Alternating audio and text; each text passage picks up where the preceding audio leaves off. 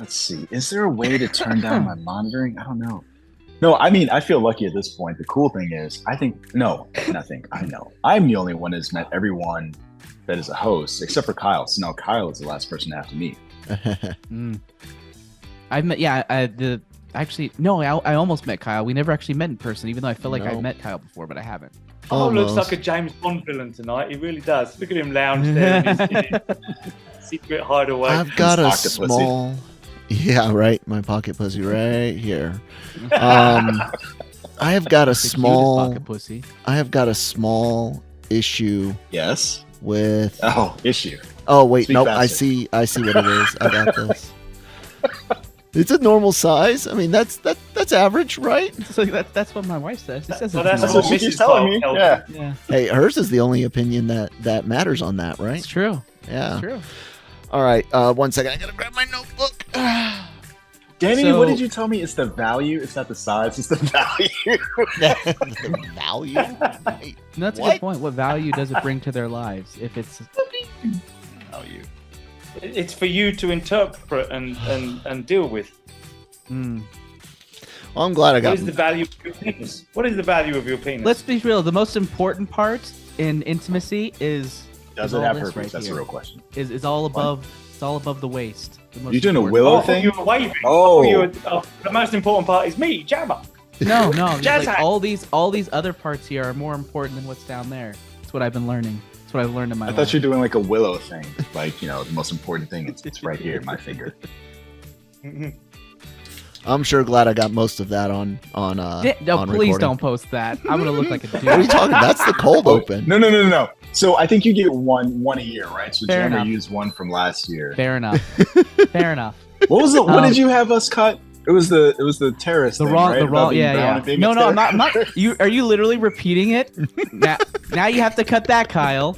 God damn it. There's no context for that. I'm not cutting just the word. There's no context. I'm not cutting just the word. Anyway, you guys like my anti-hemorrhoid podcasting setup? This is badass, right? Is that what this is what that is. This is the Kyle's ass. Do you have a hurts donut under there? set. No, because believe it or not, donuts don't work for everyone because of the way it can spread said ass cheeks. It'll actually tug on the sphincter and can exasperate. Exacerbate. So how did I say it? Did I say it wrong? You said exasperate. Well, maybe the word. Oh, sorry. Maybe that's the correct terminology for this particular Nick condition. says it's hard. Exasperate. Nick says Nick he's says got a he's hard hard. on in 57 minutes. Oh no, hard out. Oh, Okay. Wow. I'm sorry. I misread that. I'm wearing glasses. Okay. Well, then are you? Yeah, this show's not gonna be an hour. Are you guys just ready? To let you know right I'm just now. it's funny. Sure. Yeah, it doesn't seem like it's gonna be an hour-long show. That's okay. Nick, you just fucking leave. You can leave when you're ready. You have work soon? Yeah, that's why I said I'll just drop. How's your job? Yeah. Good. We should start the show. We can't start the show. We have a bit of business to take care of first. What? No. Wait, No. That could be in the show. So let him start The the show's show. already recording. What are you talking about? No, The show's but happening right now. We have to This do the is show. intro. We have to do the intro. Nick, God, what the fuck's your name? Brandon. You're not here enough for me to know what your name is. It's been gone now. Let's do the intro first. I'm ready for the intro. Hello, everybody. Welcome to Breaking Geek Radio, the podcast, the flagship international podcast of LRMonline.com and the Genreverse Podcast Network.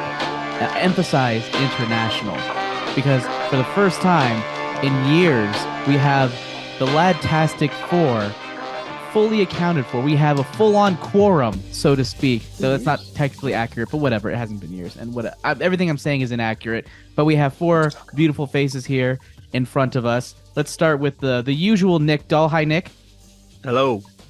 Let's start with the slightly less usual Daniel Bartlett.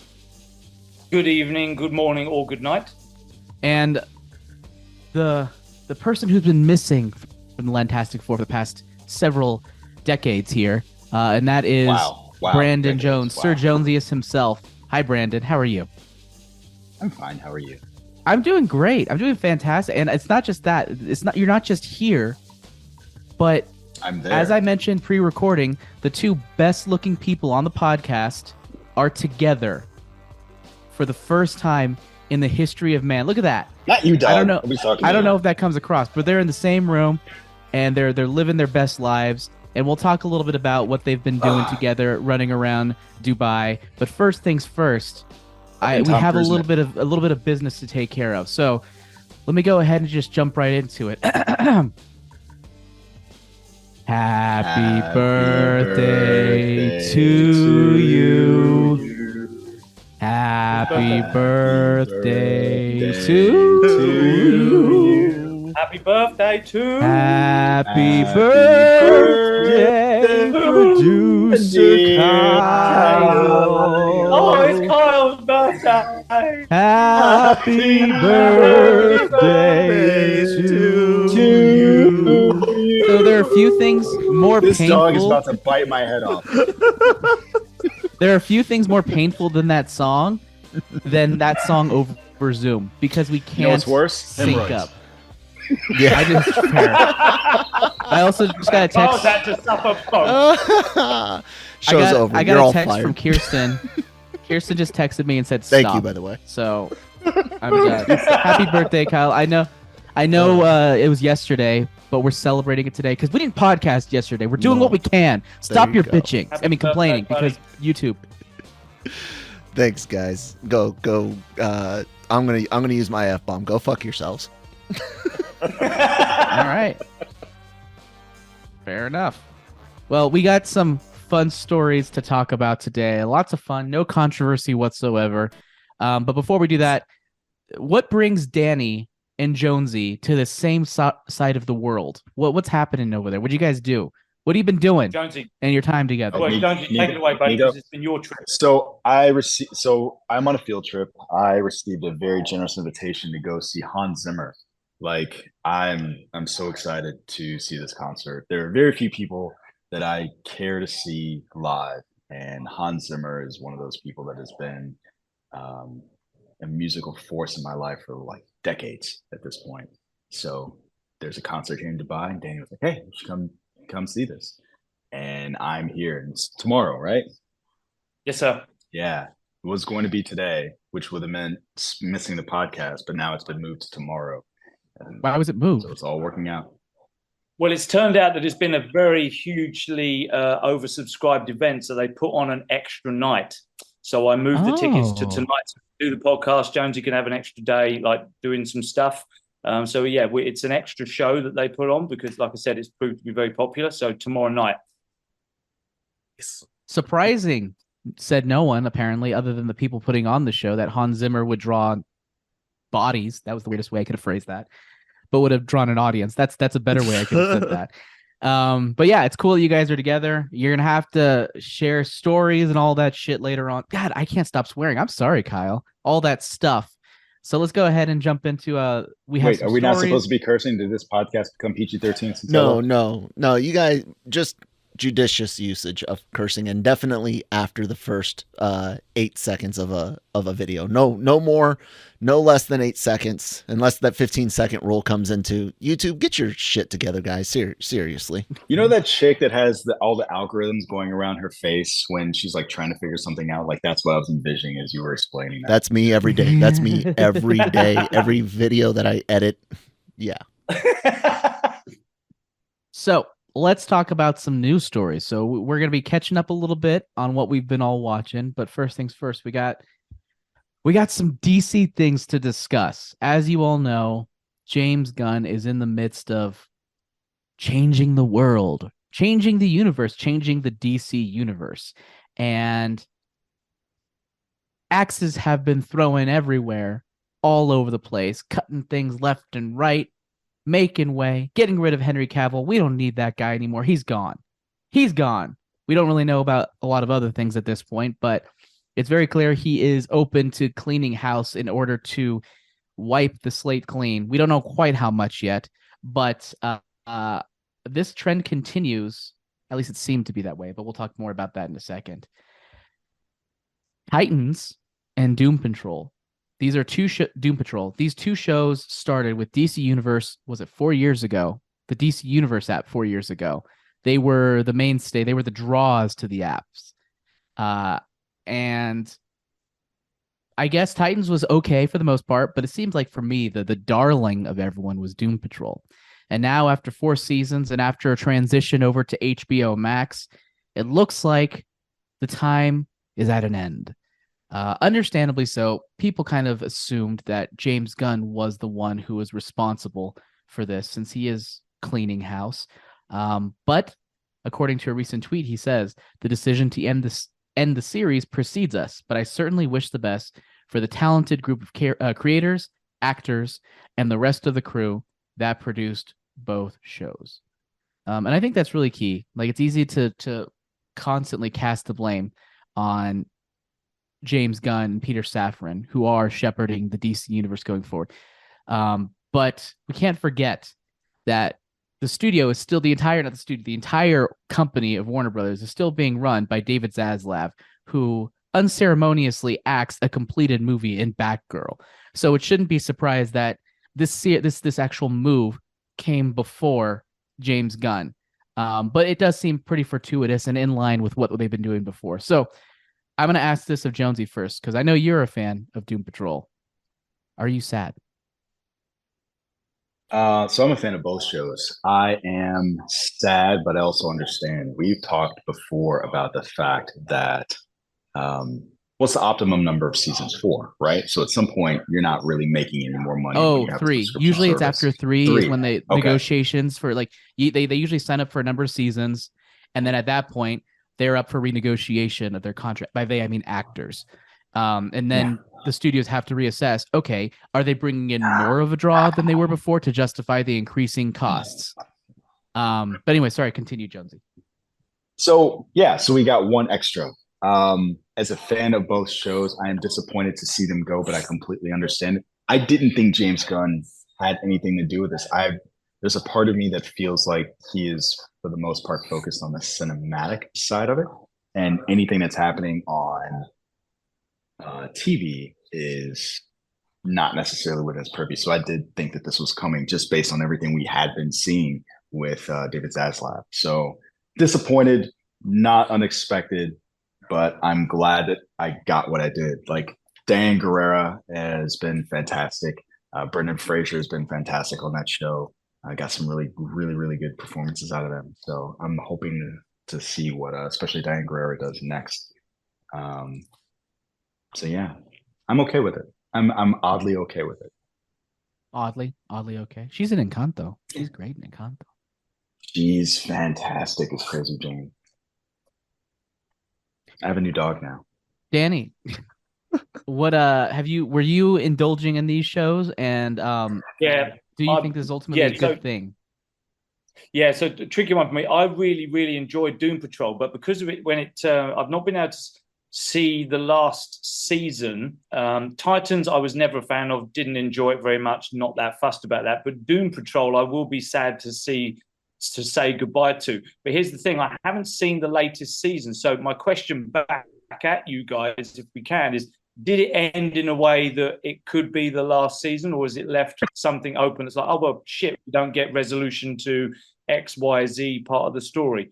Is it left in a way that would be okay, or is it going to be very frustrating for me and anybody else that hasn't seen the latest season?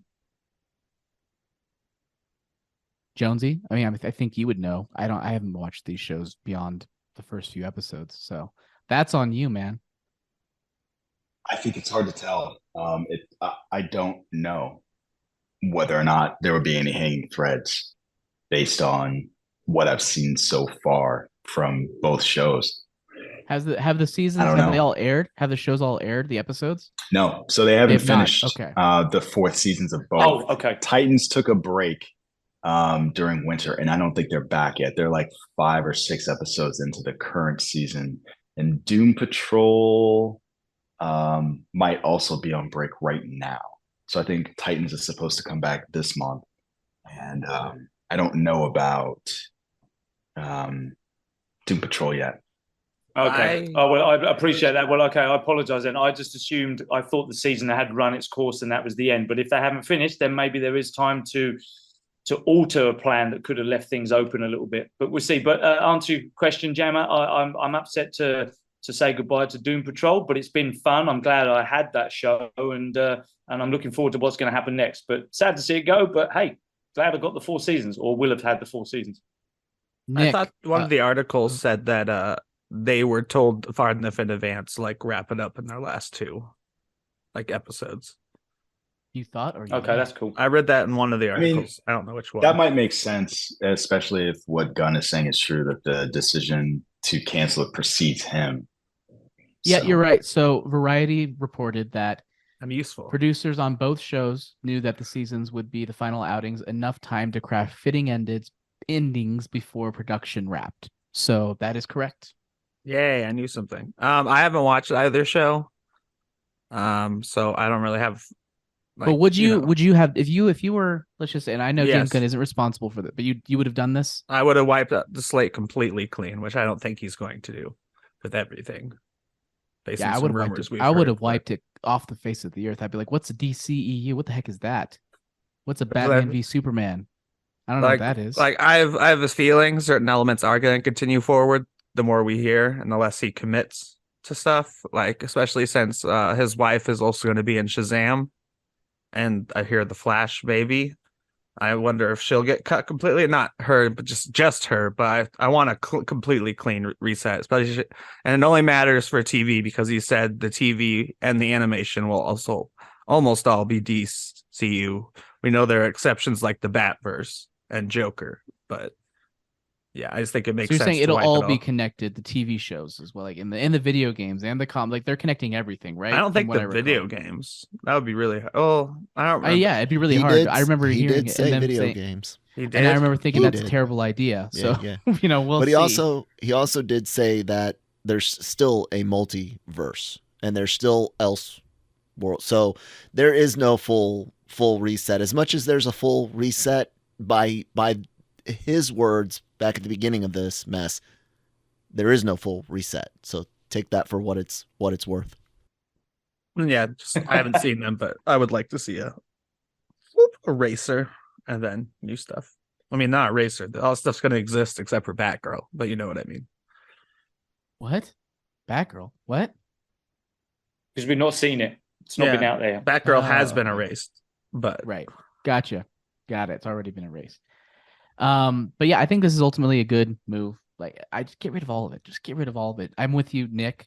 I think they need to wipe it completely clean. But then again, I don't know what his plans are. And there have been many points where I'm like, they should do this, and they don't do that. And I still like it. I'm like, okay, well, I think that worked. So if there's someone who can make it work, it's James Gunn. I didn't think I would like a Peacemaker show. I'd be like, what the hell are you doing? Why are you wasting time on this character? Even in Suicide Squad. I remember watching the Suicide Squad, and at the end I'm thinking, I'm an idiot. James Gunn has been trolling us. There is no way we're going to be having a Peacemaker show after this. And then the post-credit scene happened. I'm like, oh, I guess we are.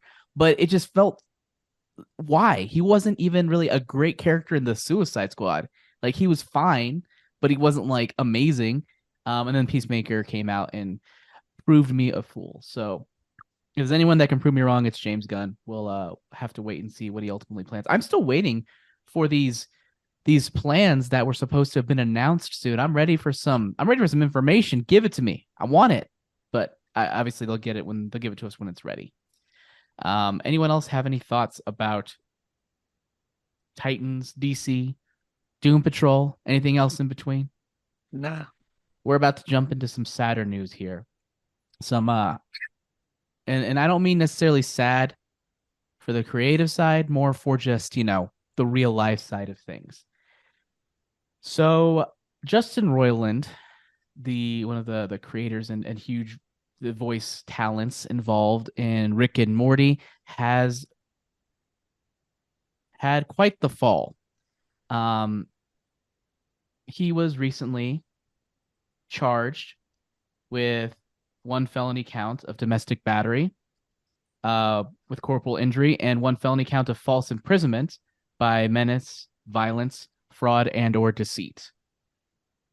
In the wake of that, Adult Swim, who, they're responsible for Rick and Morty, or actually, I don't even know if they don't produce it. I don't know who produces. They don't produce it. They just distribute, I guess.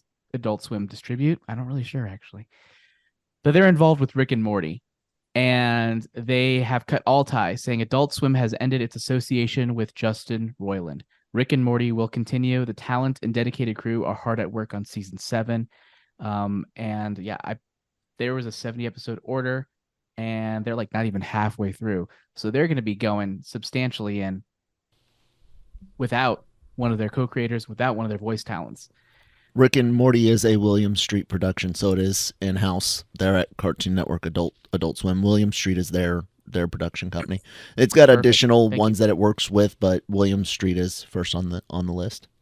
You having fun there, Jonesy, with your camera? This is a whole sideshow here with you and the sort of slow zooms and making it look visually dynamic. It's like I'm watching a Michael Bay film. You're on mute also. You're just proving your age. So I muted myself because Danny's in the room and I didn't want the feedback. So the tablet does its own thing. I wonder if I can turn that off. Let's see if I can turn that off.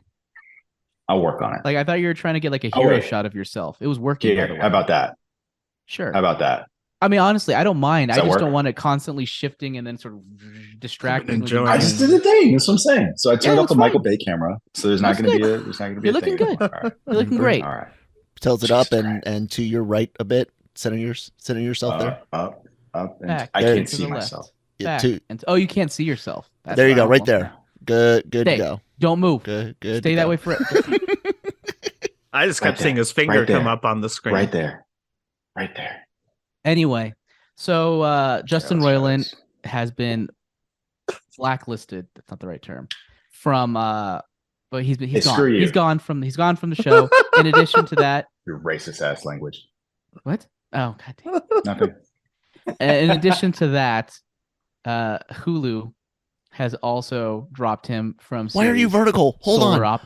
No. Why are you vertical? This is not TikTok. This is not the CCP's. This is the easiest way to center myself. You are a landscape You want to know the funniest part out of everything? There are TikToks from Jonesy where he has it horizontal, so it's like sideways. If you're on TikTok, yeah. So you can't just get it right.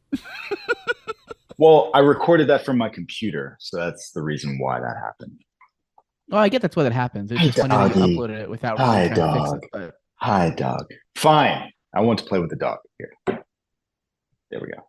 Okay. You get one or the other. Either here. This is what we want. That's it. Yes, that's fine. Anyways, 20th Television Animation said we have ended our association with Justin Roiland. Very direct statement, very easy. Yeah, very clear. There's no one's taking any chances there. And then of course it wasn't just that. Justin Roiland also voluntarily left Squanch Games, which is his video game thing, video game company studio, I guess is the best way to see it. Who's doing it? They launched High on Life. I think it was last month or so, which was a popular Xbox Game Pass launch. And it's funny because I remember when that came out, people were already turning on Justin Roiland because like this game isn't funny. This is your little dancing isn't funny anymore, Justin Roiland. They were already turning on him. So I felt like this is a weird completion of that arc there.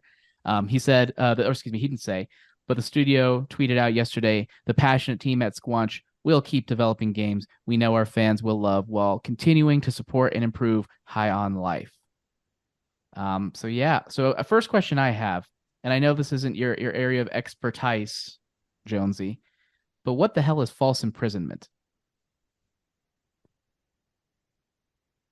You need to unmute yourself, sir. It's when I take you.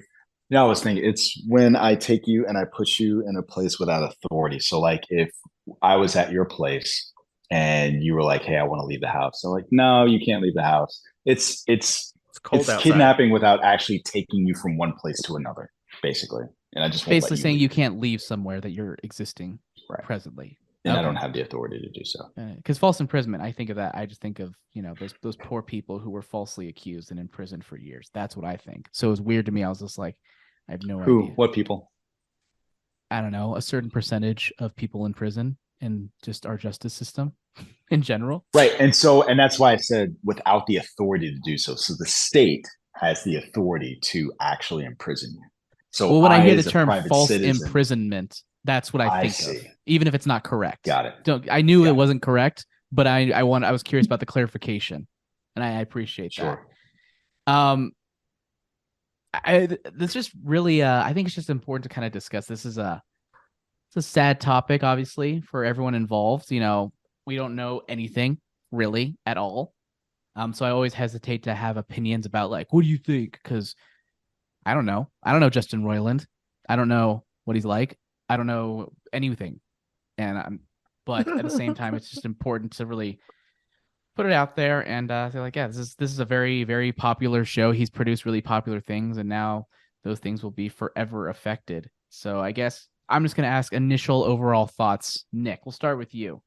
Well, what were your thoughts when you first heard about this news? That it's a good thing not for the shows, but obviously it's the correct thing to do as far as like something Warner Brothers should still consider doing with Ezra Miller, who's also had his issues. It's not the same thing. It's not the same thing because they have a produced movie that's done. This is something that's currently in production. So I think that's a big difference. If The Flash hadn't started getting produced yet, I don't think they would have continued, and that would be the same. That would be a similar situation. But the Flash movie's done. Did they did I know that Adult Swim said they would continue on. Did Disney Hulu say that they were going to keep doing Solar Opposites and Panda Man or whatever the hell his other show? Okay, because I would end those. Well, actually, no, he's not even. You don't know how successful they are, though. Yeah, and it's also like he doesn't seem to be the main creative power behind either, as far as the main writer. Like Rick and Morty has Dan Harmon all over it, and Justin Roiland's just a voice, I believe, on the Hulu show. In and of itself. Yeah, Dan Harmon, the unproblematic Dan Harmon is the sole creator. Hulu said that we have ended our association with Justin Roiland. Both Solar Opposites and Koala Man will continue without his involvement. Okay, so they're saying the same thing per variety. Yep, per variety. And Justin Roiland is a co-creator, Nick. He's not just a voice in Rick and Morty. But I don't think. No, I know that, but I'm saying the writing is very much Dan Harmon, except for me and my roommate already discussed this. We're definitely losing the wacky episodes like Interdimensional Cable, which they do once in a while, because that is literally Justin Roiland getting drunk and just riffing, where it's like, and it's two brothers, and like they go in cars, and then they got two brothers, like that's pure Justin Roiland. But otherwise, like I think it's gonna be very difficult, but you could find a voice like his somewhere for sure. But at the same time, I don't know how successful they'll be without him. If the magic can really be captured again, though we've kind of already referenced that a lot of people have already been getting tired of his humor. His shtick.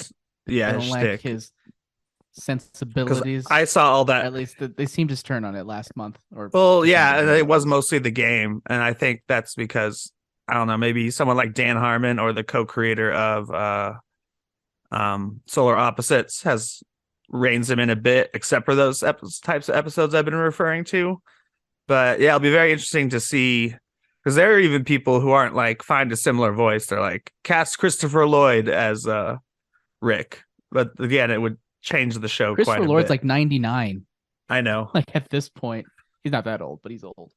Actually, but yeah, I don't know. It'll be very interesting to see how the seasons without him turn out. Like on Solar Opposites, I said I was gonna say you should just let it go because it's not as popular as Rick and Morty, but he doesn't even do that crazy of a voice either. So I don't know.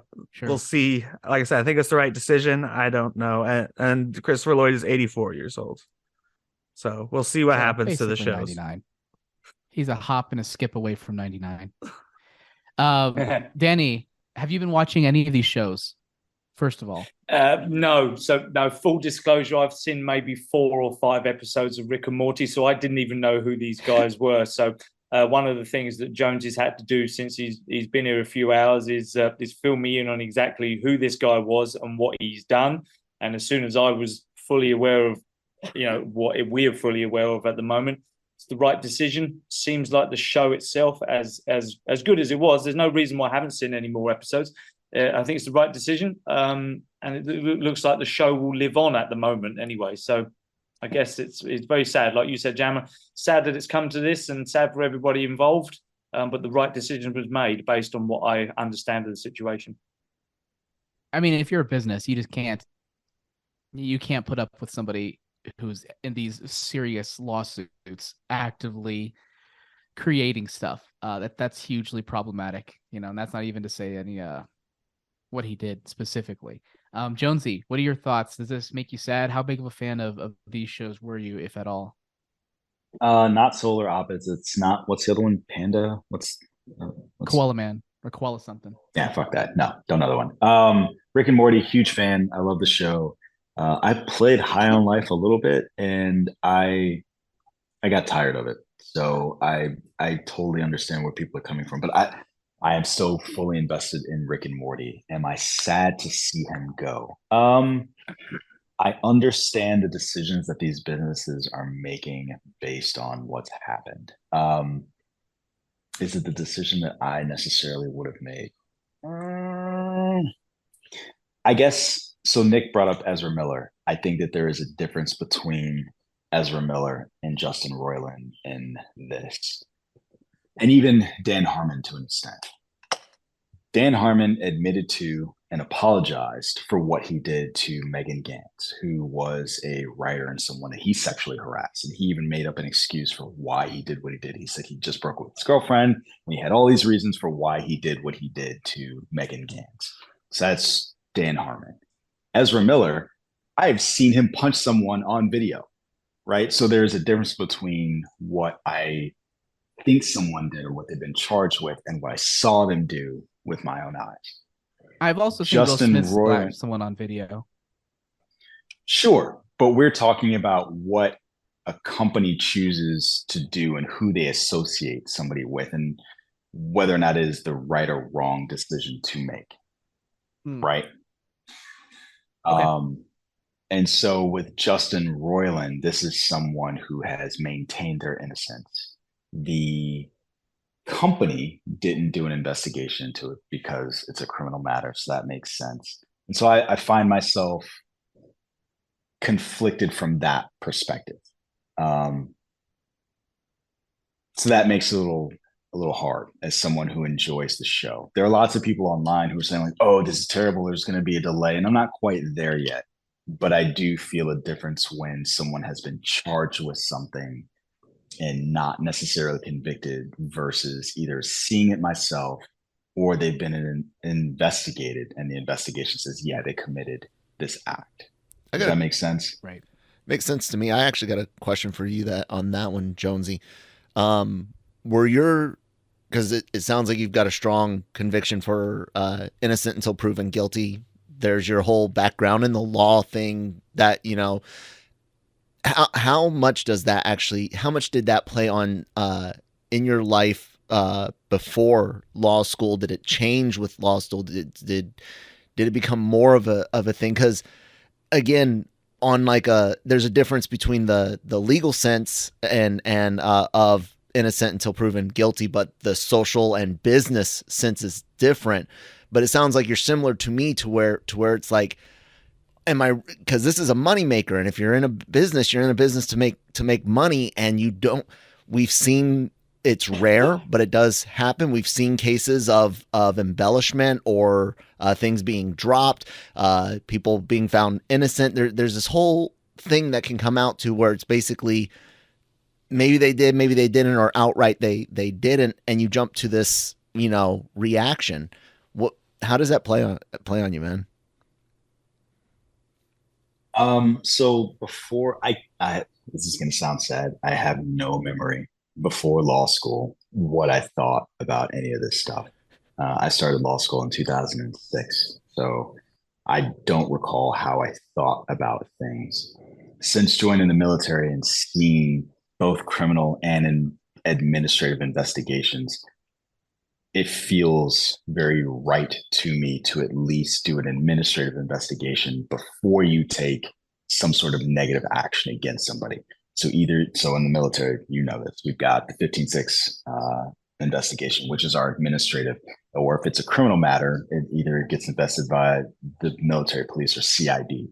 And so I tend not to want to see action taken until one of those things happens. Now, again, this is different, because in this realm, it's possible that we could have seen the thing happen. So Jammer brought up Will Smith, or we saw Ezra Miller do the thing. Like, I'm okay being done with that individual at that point. So that's kind of how I see it. Cool. Thanks. Any last thoughts about this situation? That's not a defense of Justin Roiland. That is an explanation of why I feel conflicted about how they went about doing what they did. If they'd come out and said, like, yeah, we independently investigated this and we came to our own conclusion and this is why we're doing what we're doing, I think I'd feel a little bit more okay with it. I'm not upset now, but I think we live in a world where that's hard, where someone can make an allegation and someone can be charged with something, and that's just it. Yeah. Yeah. Well, we'll wait and see. I believe trial stuff is happening later this year in April or so. I'm sure we'll hear more about that. And if there are any shifts, especially if he maintains his innocence there.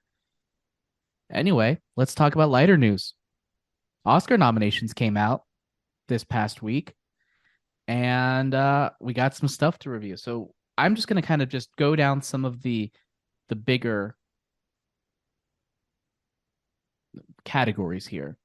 Let's go ahead and start with let's start with Best Supporting Actress and kind of work our way through the supporting actors and leads, and then directors, and then Best Picture. And if we want to go on to any other specific categories, we'll do that. So start with Best Supporting Actress. We had Angela Bassett for Black Panther: Wakanda Forever, Hong Chow for The Whale, Kerry Condon for Banshees of Inisherin, Jamie Lee Curtis for Everything Everywhere All at Once, Stephanie Sue from Everything Everywhere All at Once. For Best Supporting Actor, we had Brendan Gleeson, The Banshees of Inisherin. We had Brian Tyree Henry in Causeway, Judd Hirsch, The Fablemans, Barry Keoghan, The Banshees of Inisherin, Kiwi Kwan, I think that's how you pronounce it, apologies if I'm wrong, for Everything Everywhere All at Once.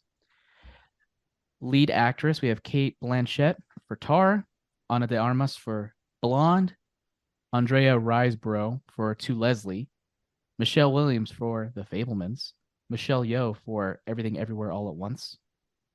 Best Lead Actor, we have Austin Butler for Elvis, Colin Farrell for The Banshees of Inisherin, Brendan Fraser, The Whale, Paul Mescal, After Sun, Bill Nighy, Living. Best Directors, Martin McDonough. I need to work on that. Martin McDonough, The Banshees of Inisherin, Daniel Kwan and Daniel Scheinert in Everything Everywhere All at Once, Steven Spielberg, The Fablemans, Todd Field, Tar, Ruben Östlund, Triangle of Sadness. And now, Best Picture.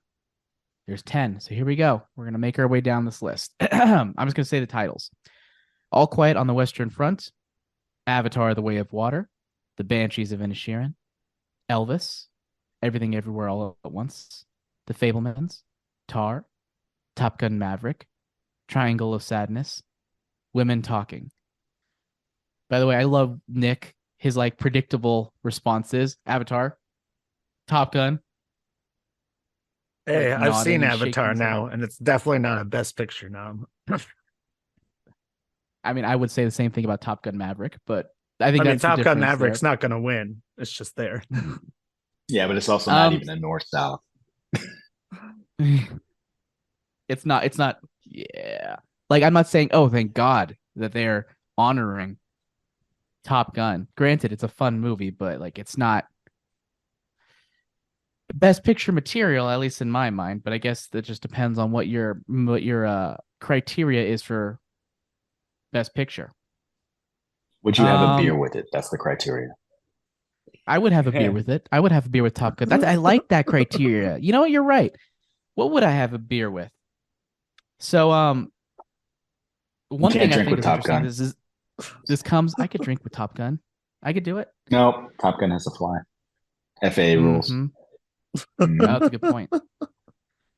So the one thing I think is also interesting is something I didn't mention, and this is weird. I'm sure that there's a sequel situation here, but for best adapted screenplay, Glass Onion is on there. So and is I'm Top like, Gun. Adapted. I wonder if it was because they're sequels. from pre-existing properties or sequels. I guess weird. I've never seen that before, that to my memory, but it must be because they're sequels. They count as adapted. They count as adapted. Yeah, I guess it's really weird. I thought it was weird. Yeah, I don't like that. But so first things first, Jonesy. No, actually, let's start with Danny because I haven't used Danny first. I'm using you first today. When you saw those or heard those, what stuck out to you?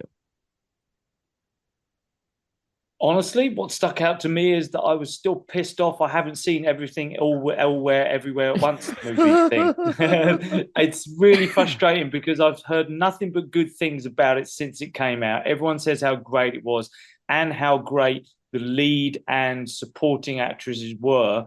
And they're being nominated. It's up for 10 total awards, I think. I think it was double. I think it might be 11, actually. I think it's 11. Really? Yeah. Wow. And I've still not seen it. Very, very frustrating. I will say this. Thanks for obviously reading out that list there, Jam. I didn't realize that the lead actor in Elvis, I forget his name, apologies. Austin because Butler. Although the movie's not great, I wasn't impressed with the movie overall. I'll be disappointed if that did win. But he was, I felt, in that role, immense. And so I'm pleased he was nominated at least. I have no idea what happened with the Golden Globes as far as Best Actor. But I was pleased to see that actor from Elvis was nominated. So, yeah, overall disappointment is I still haven't seen that bloody film. Come on. Austin Butler has come a long way. I remember he was in the Shannara Chronicles, which I wanted to love. No. Yeah, he was the lead in the Shannara Chronicles. I wanted to love it because I remember I read those books like when I was in middle school, and I was just like, this will be fun. Show was awful. It was terrible. Yep. It was really bad. I liked the scenery. It was beautiful, but apart from that, it was just terrible. So he was leading that. He was also in Yoga Hosers from Kevin Smith.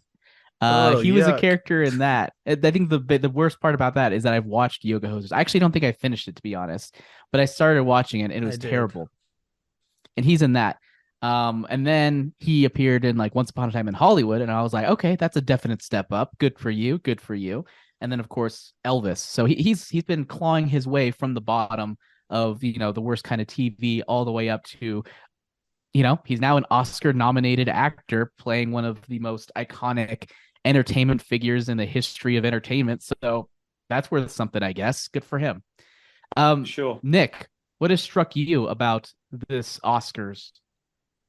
Well, you know what I say about the award shows. I've said it plenty of times before that they aren't worth a bucket of warm spit, and it's popularity contest, blah blah blah. But you're right. And but that being said, oh, I don't know.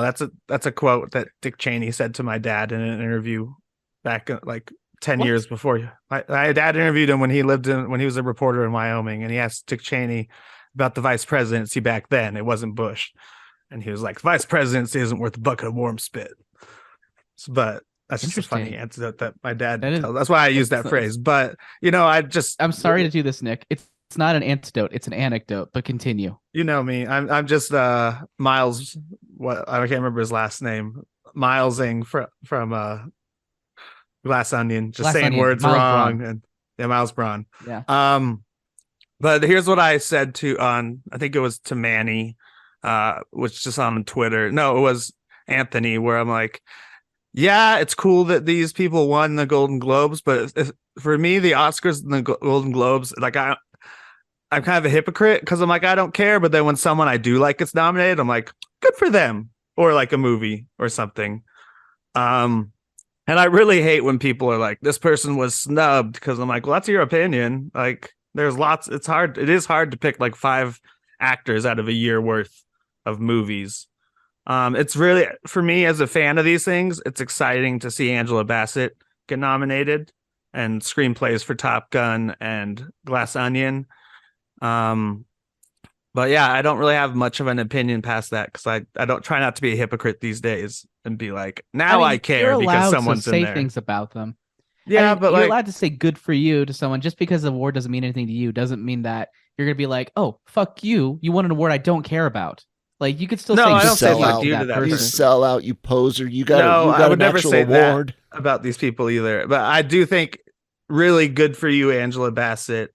And that just sounds condescending. The guy who played I'm not trying to. It's early in the morning. I'm kidding. Go ahead. Everything I say sounds sarcastic. I tried to Miles Braun it again. But and good for you, Top Gun.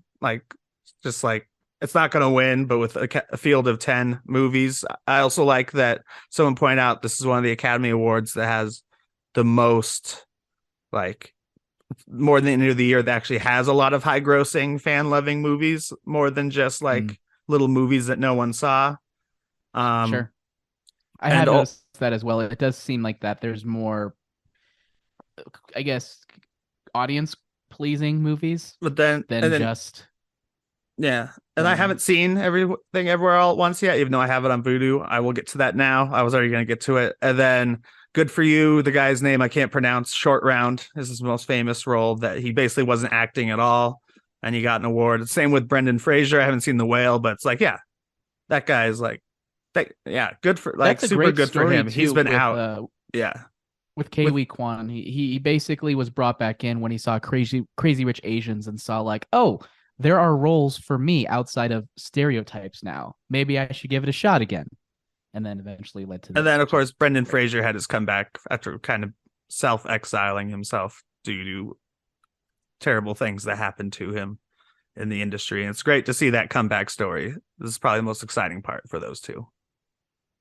So that's my piece. Jonesy. Wait. One last thing. The movie I want to have a drink with, even though I haven't seen it, is the Banshees movie, because it's full of a bunch of Irishmen, and that's I think that someone did the math, and 25% of the nominees this year are from Ireland. Oh, really? That's fun. Yeah. So Martin McDonough, I love him. He's So everyone gives me shit about my stance on IMAX screening, and that is just sit closer to the screen in a theater, and you're getting the IMAX experience. So along those same lines, I know one of my best experiences in watching a movie was with my headphones on my iPhone watching In Bruges, which is an amazing Martin McDonough movie. Yeah. Okay, because we watched In Bruges this week, me and my roommate, because of that nomination. Then why did you ask? Well, I was making sure. I don't know. Oh, okay. I didn't remember the director's name watching it. We were just I was like, do you want to see a Brendan Gleeson Colin Farrell movie? And he was like, yeah. And I was like, cool. This same director. Funny. And it was a great experience. It was just nice, quiet, and intimate, just watching it on my phone. And at that point, I realized if I'm just immersed in my own way through the story, I don't need a big ass screen. It's fine. I don't need a big ass screen. But anyways, Jonesy, what are your thoughts on the on the nominations? I need a big ass screen. Those are my thoughts. I won't say no to a big ass screen, but I don't feel compelled to be like, oh, I have to watch it on the biggest screen.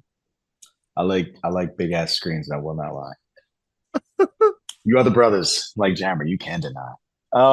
So I think I tend to feel like Nick. I don't really give a shit about award shows, but I am happy when the people that I like get nominated. I would like to see Banshees. But I'm really happy for Everything Everywhere All at Once. That was a film that when I saw it, I was pissed off even more at Doctor Strange, because I was like, this is the multiverse of madness, right? If you're going to make a movie called The Multiverse of Madness, it should be this fucking mad. And that film was. Not only that, it was incredibly good. The action was good. The acting was great. And so to have a film that I saw and felt that strongly about walking out, getting recognized that much, that makes me very happy. Yeah. So that's pretty much how I feel about that. And I would like to see, because I did like In Bruges, and I haven't seen Banshees, I would like to see that. And it's weird. It's only been within the last month that movie has even popped up on my radar, which is abnormal. Banshees? Usually it is I think it came out last. Oh, you mean because Oscars? They basically hold them close to the chest until November. Then they're like, oh, by the way, this is coming out. Okay. So when did it come? Did it come out within the last month? Let me see. Keep It talking. had to be 20. I had to have Okay. at least a small release in 2022, otherwise it wouldn't qualify. But yeah. So yeah, I would like to see that film because I like those actors and I like what the director did in Brood. October of 2022. Yeah. October. Okay, so that's what, that's not too bad. No, I don't feel as bad. But everything, everywhere, all at once. I hope it gets everything that it deserves. It's a fantastic film. So yeah, I respect everything, everywhere, all at once. But man, I remember I was watching it and I paused it and I was like, oh my God, we're like only halfway through this movie and so much has happened. I'm so tired. I'm so exhausted and I don't know if I could take this overstimulation any longer. So like I was just exhausted by the end of it. And I was just like, I don't know if I want to watch that again. But it was really good. And it wasn't just crazy and weird, which it was, but it felt like it had a lot to say. And I think that's always a good thing to get in a movie that's not just entertaining and off the wall and just cool, but just it really has like something to say about being a person or being a human or relationships. And that's just, it did that very well. And now that I talk about it, I really kind of want to see it again because I think I could probably lean harder in my mind into the emotions, probably force some tears from my eyes along the way. I don't think I cried when I saw it last time. I think I can make it happen the next time. Here's a quick question before you move on. Yeah. Someone posed this on Twitter, and I don't know if it's true. They said, do you really think everything, everywhere, all at once would be nominated if it was from a big studio, or does A24 releasing it have something to do with actually even being considered? No. Okay. It does not. Because look at what no. There are lots of A24 movies that aren't nominated. That's I know, but it adds prestige to what could normally be just an overlooked like blockbuster or something. I mean, maybe they have it in because they're well connected and they can get nominated versus like a really, really like indie movie wouldn't even stand a chance because they couldn't make the theaters. In that sense, yes, but no. Let's see. Wait, you know what I want to know? Now that you've asked that question, I want to know: did Midsommar get nominated for anything? Who did that? Who said that? I don't know. Let me at him. Someone on the twit. It's weird that they singled out everything, everywhere, all at once. No, it wasn't even someone complaining about it. They were just like, do you think? Yeah, they said what I said. It's like, do you think it was A24? They didn't say it was bad. They're like, do you think A24 had something to do with it rather than if it was a big, I know it wasn't expensive big blockbuster, but a big blockbuster by like Sony or something, would it still have gotten the same recognition? But yeah, just asking you guys, I don't think so either. But I mean, that seems like a very thinly veiled, what's the word I'm looking for? Of criticism? Them, yeah, not criticism, hatred. People you complaining said they did about racism. A thinly veiled people complaining about woke culture. It seems like a thinly veiled thing for that. Personally, obviously, I don't know who this person is, but it just sounds like it. Like it's not. Would this have been nominated if it wasn't for A24? A24 didn't get any big award nominations. It got stuff from Hollywood Critics Association. Saturn Awards is like the biggest thing on there, and it only won 2 things: a score award and a virtuoso award from Santa Barbara International and Ivor Novello Awards.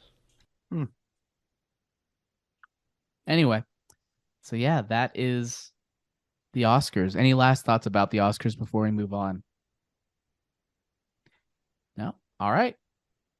Let's talk about things that we've been watching and who watches The Watchers, which is, we used to do this more frequently. Not so much since we've been having shorter episodes, but we all watch different things throughout the weeks. Yes, what's up? Can I ask you a question real quick? Sure. The Whale. Wasn't that a A24 movie? Whale. I have no idea. Let's see.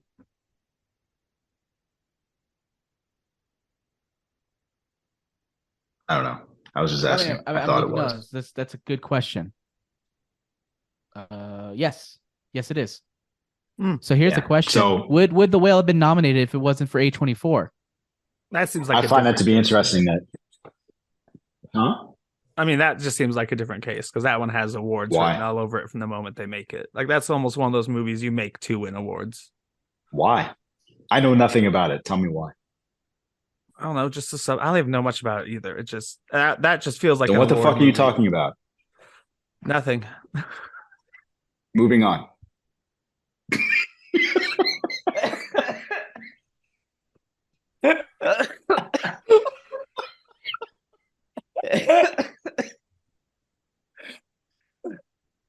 So I know what he means. Did you miss him, Nick?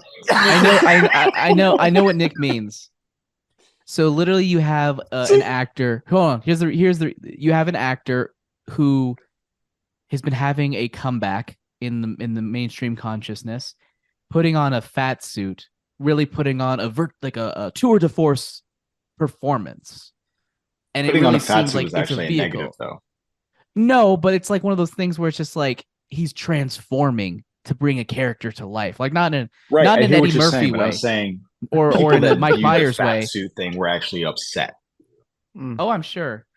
My point is that it's about transforming for the role in a way that is like that brings it grounded. I'm not defending it. Michelle Yeoh literally played like 15 different versions of herself.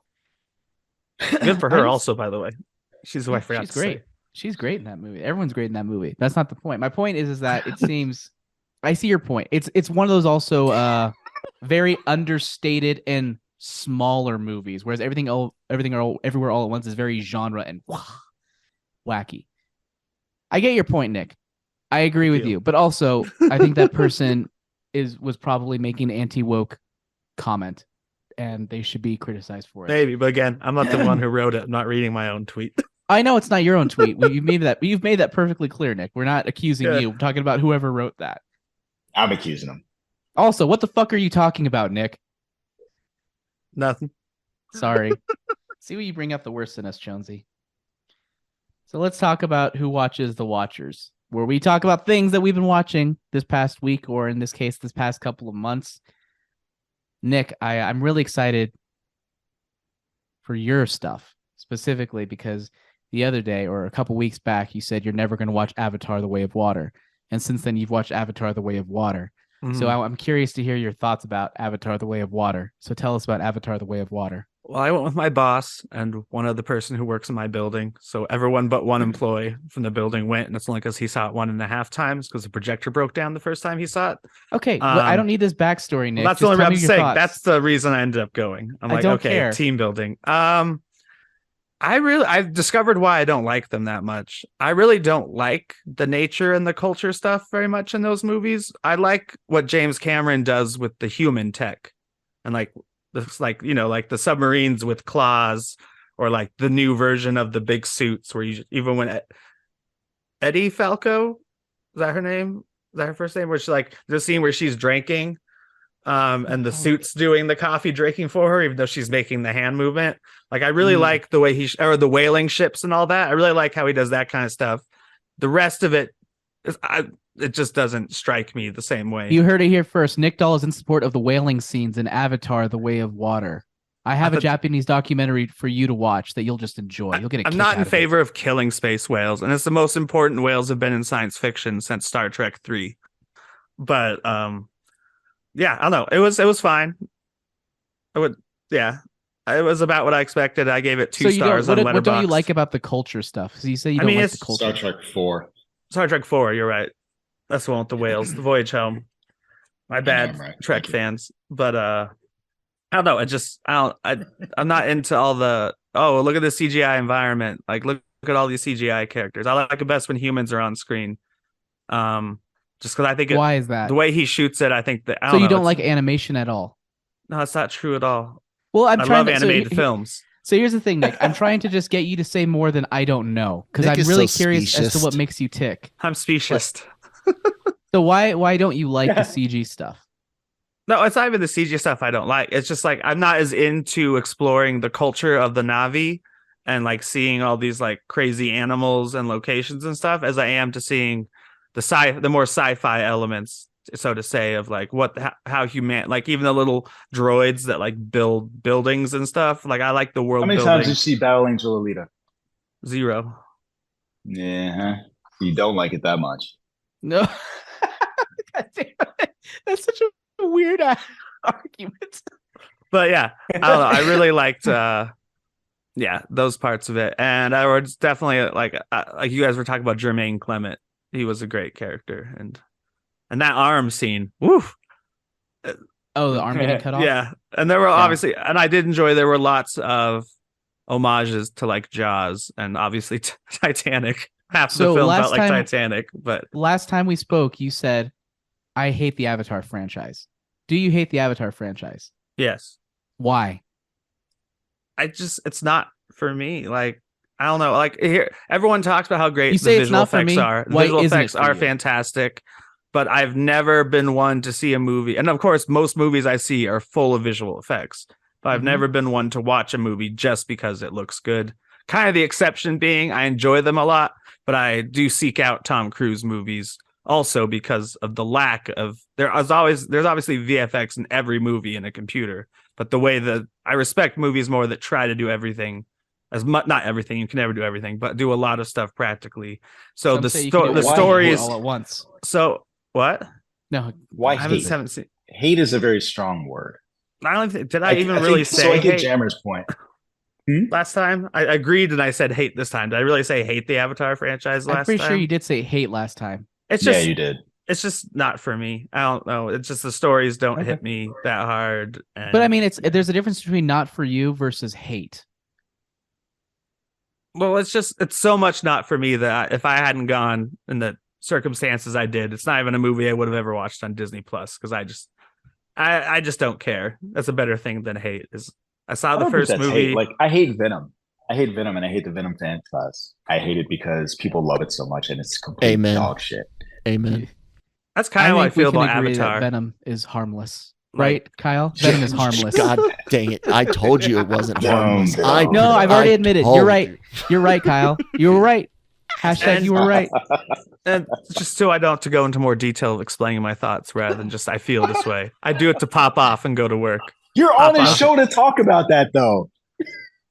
I know, I did. This is the show. This is literally the show. You can't say like I don't want to explain it. Like this is. I did explain it more than I explained. This is why we're here. Jammer pushed me into explaining it more. I know, but I want to push you more in the future. We'll talk about this. We'll save this for next week. But I want you to write an essay. It's going to be 5 pages, double spaced. And I'm going to make all the periods bigger, so that used to be a big old trick. Periods bigger.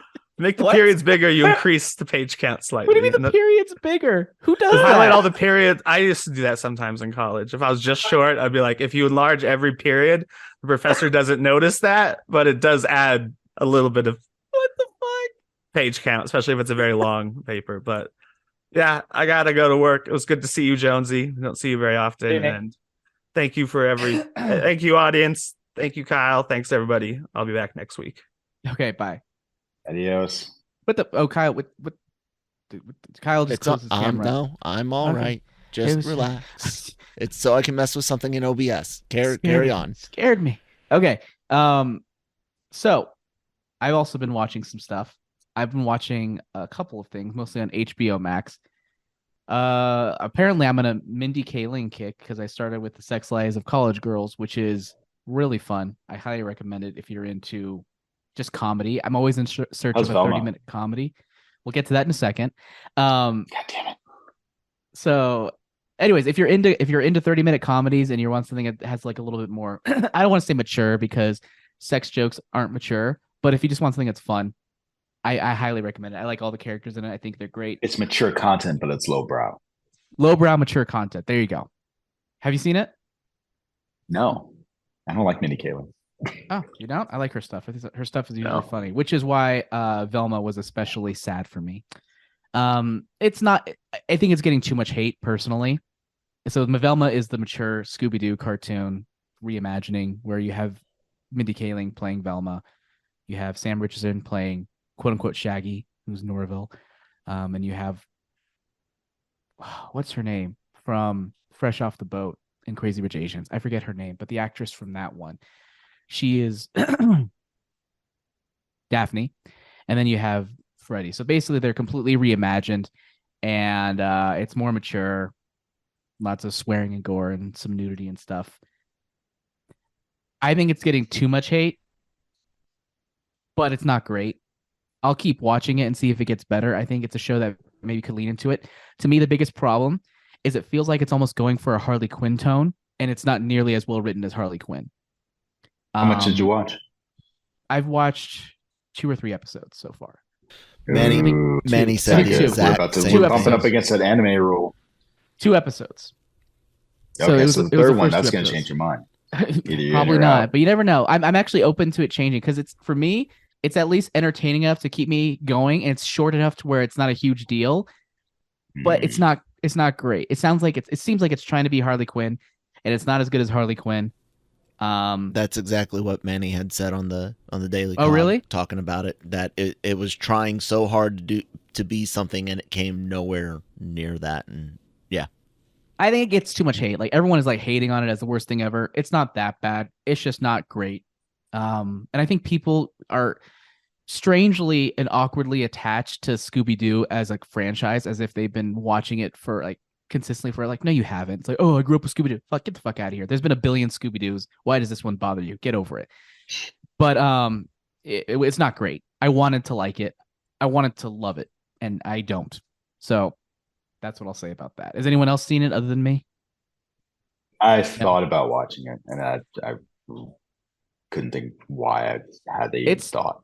It tries to. There's a very try-hard meta thing to it that I don't like, where, you know, she says, "Oh, this is the part where I do this in the story," and da da da. I'm like, it's been done better, and I can't put my finger on why it didn't. Yeah, work by She-Hulk. It was done better by She-Hulk. I will say that it was done better by She-Hulk. Yes, it was. I have no basis for comparison. But yeah, so Velma, I'll keep watching it. It's not great, but it doesn't deserve the hate that it's been getting. All right, so that's what I've been watching. Oh, also, I said this before. Matilda the Musical is awesome. You should watch Matilda the Musical. It's amazing. It's so much fun. I saw the end. I really like the ending. Yeah. You should watch the rest of the movie. The rest of the movie is really good. I'm good. I don't like musicals. I'm good. I mean, if you don't like musicals, then there's no point. So if you like musicals, then yes. If you don't like musicals, you shouldn't watch it. It's got to be like some Hugh Jackman level shit, and this wasn't. How dare you? Did you just... Okay. What? It's just weird that you say it's some Hugh Jackman level shit, like The Greatest Showman. No. It's The Greatest Showman or nothing. I feel like that's a perfectly reasonable bar to set. Actually, you cut out, so I didn't hear what you said. Say that again. I feel like that's a perfectly reasonable bar to set. Either it is this good or nothing. I think it's better than any musical that I've seen with Hugh Jackman in it, personally. Okay. I think it's... What other musicals are there from Hugh Jackman? With Hugh Jackman? The Oscars.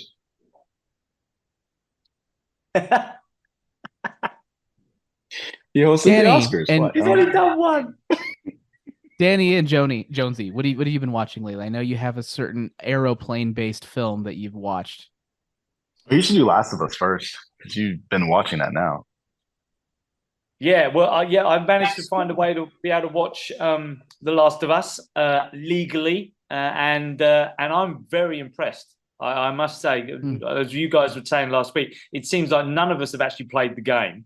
And that, to me, has been a big bonus for me personally watching it, because I have no idea what to expect from a storyline point of view or from what happens to characters. So everything is a shock stroke surprise. I'm loving it. I think it's a great show.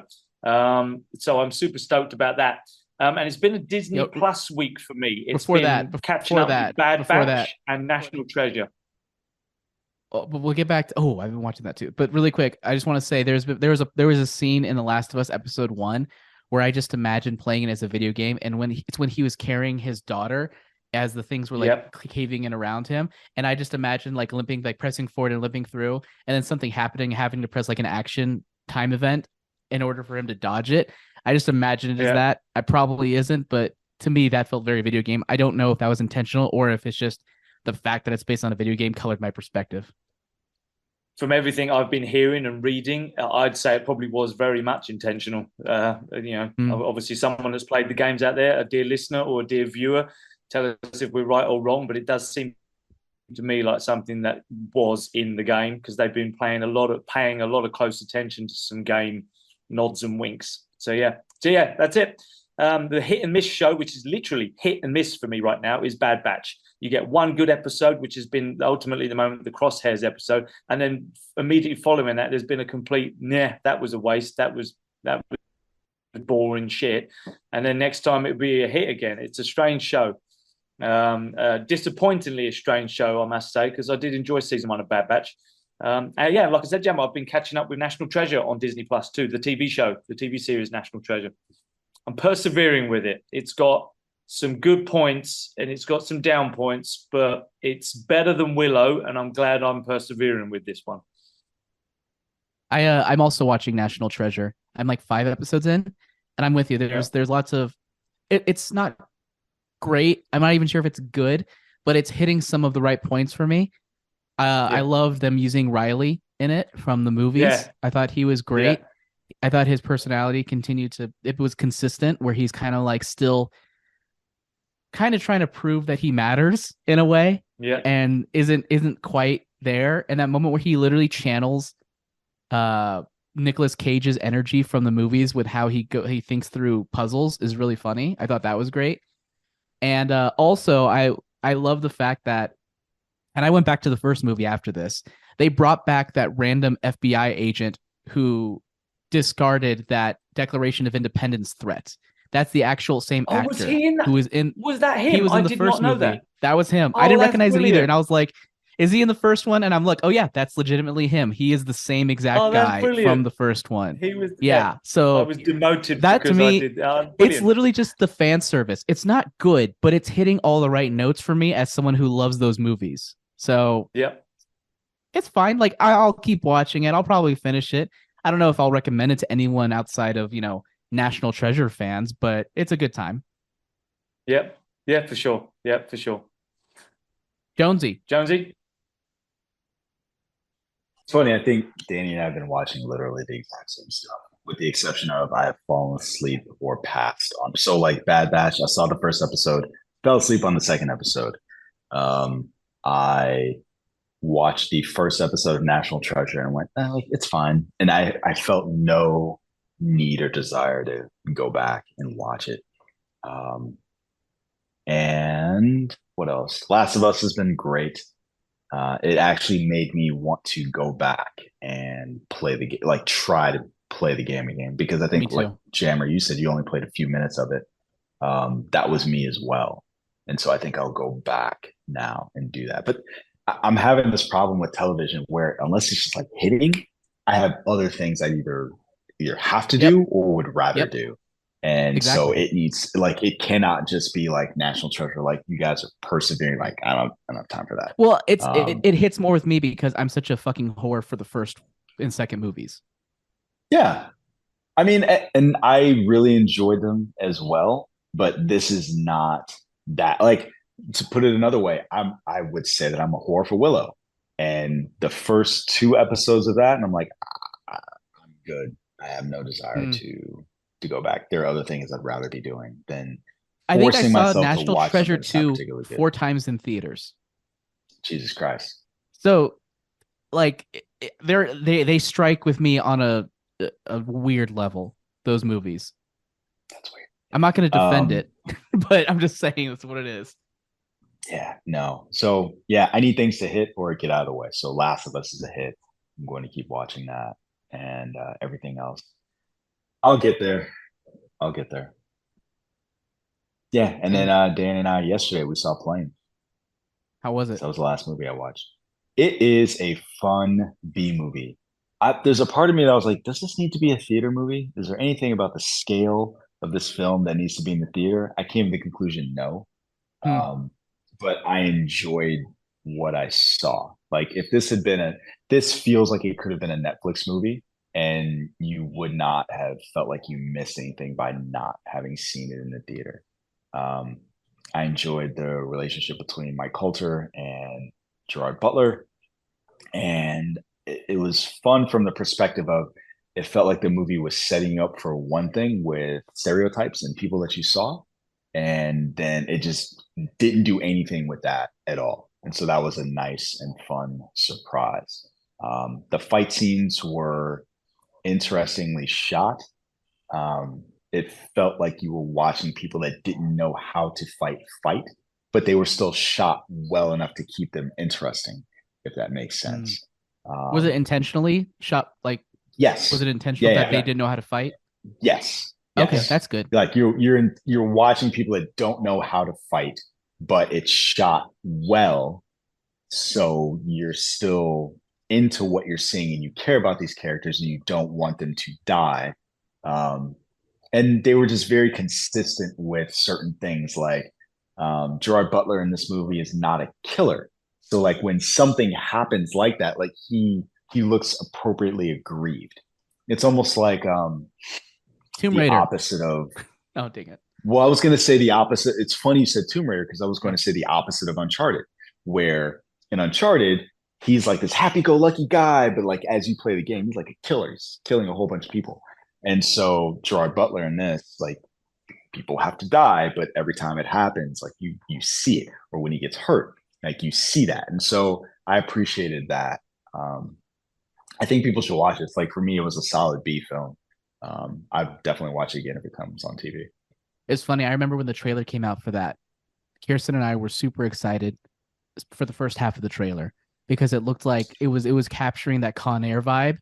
And then the plane crashed. And then I was like, oh, there's more movie. Oh, there's a lot. Oh, I don't know if I want this movie.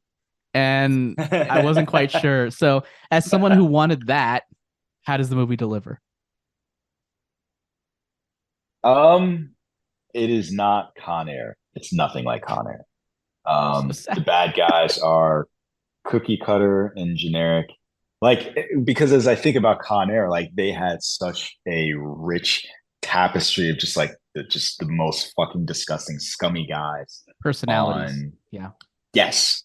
You had Ving Rhames, you had John Malkovich, you had Steve Buscemi, you had Dave fucking Chappelle, right? Like, so like as you think about Con Air, if that's your bar, no. Sigh. That's a bummer. You got Colm Meaney, right? You got Chief O'Brien, right? How do you top Chief O'Brien? Like just no. But it's still good. It's just not Con Air good. Danny, what are your thoughts? You have anything to add?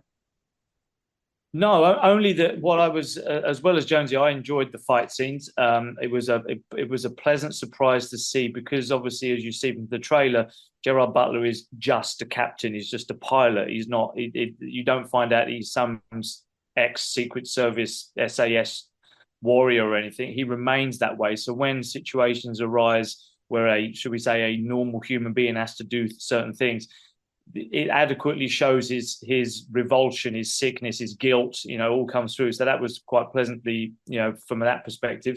The action stuff was really good. I will say this though, Jammer, and to Mrs. Jammer, if you're listening, the film in the trailer gives the impression of a certain film.